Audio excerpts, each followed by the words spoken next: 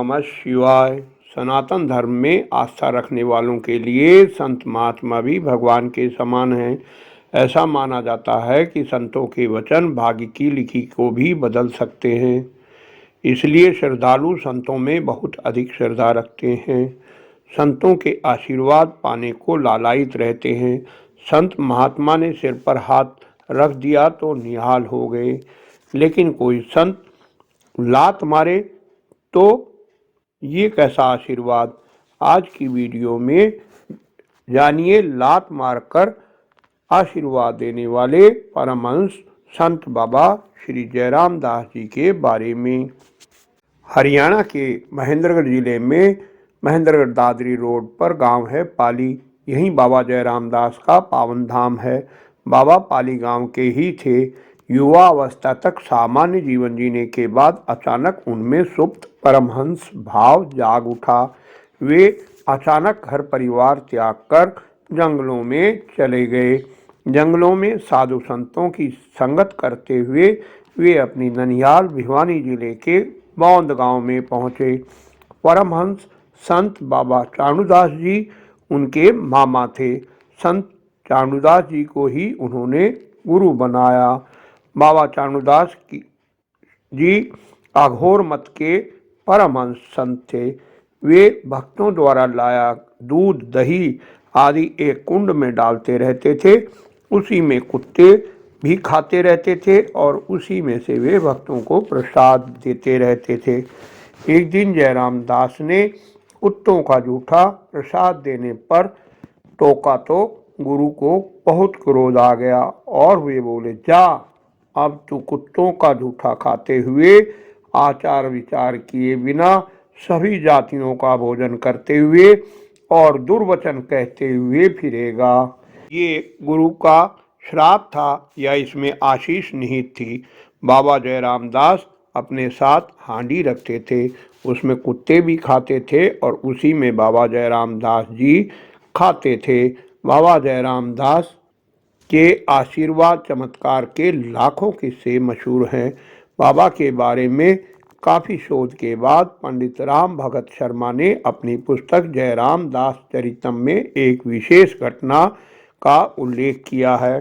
तत्कालीन जिलाधीश रणधीर सिंह का पुत्र आत्माराम बहुत बीमार था और डॉक्टर वैद्य जवाब दे चुके थे।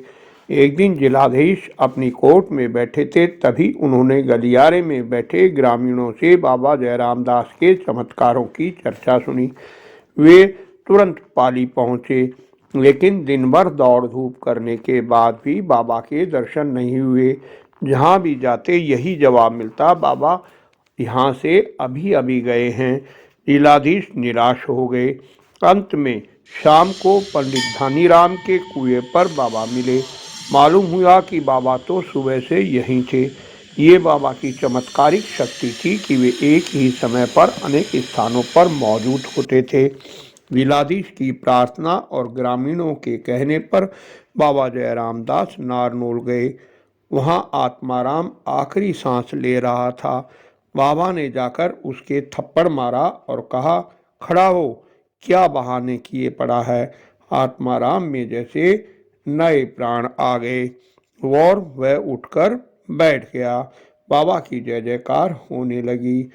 बाबा जयराम दास गाली देकर और लात मारकर ही आशीर्वाद दिया करते थे।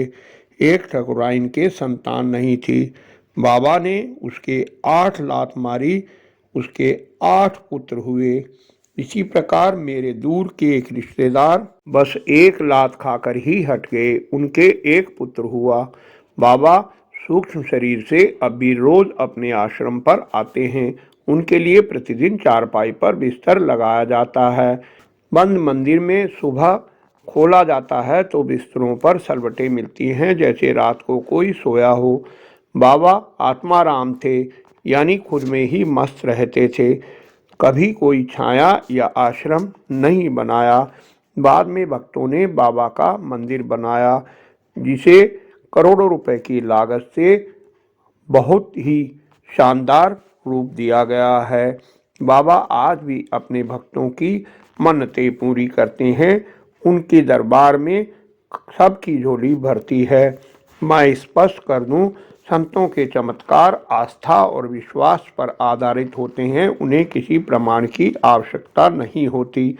फिर भी जिन्हें विज्ञान पर ही अधिक भरोसा हो, वे मेरी दूसरी वीडियो बाबा के चमत्कार AI फेल जरूर देखें, उसका लिंक डिस्क्रिप्शन में दे रहा हूँ। वीडियो पसंद आई हो तो लाइक करें, अन्य भक्तों से शेयर कर धर्म के भागी बने। कमेंट में जय बाबा जय रामदास लिखें। निरंतर जुड़े रहने के लिए चैनल को सब्सक्राइब कर लें। धन्यवाद। आपका कल्याण हो।